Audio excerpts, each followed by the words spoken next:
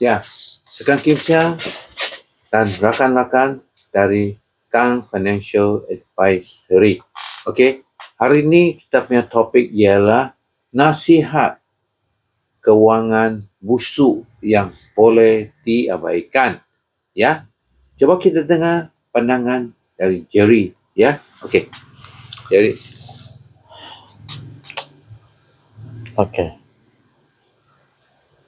Kad kredit patut guna pandangan mengawal. Jangan tak guna langsung. Tak guna langsung tu tak not rational lah. Oke. Semua hutang tak baik. Ya, itu general rule sahaja. Ada hutang yang baik. Hutanglah secara rasional.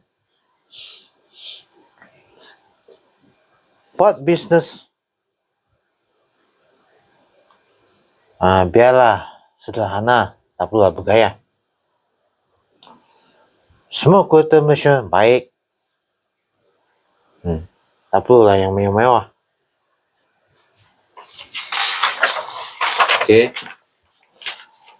Jerry, ada lagi? Kawin murah-murah.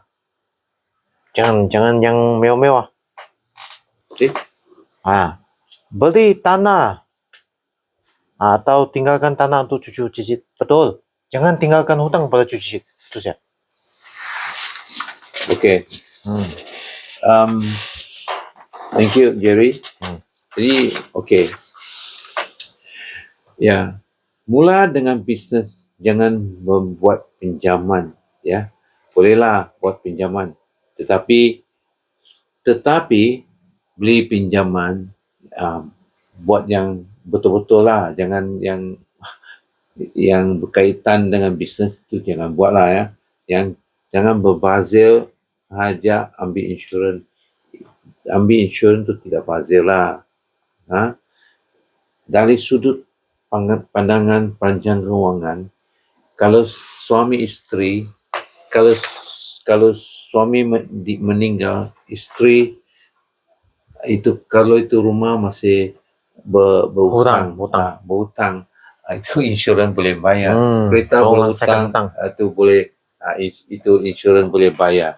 Jadi okey, jadi itu ambil insurans rasa takaful itu tidak salah lah. Ya. Jadi itu saja saya punya pandangan ya. Jadi sila like, subscribe dan sokong. Terima kasih.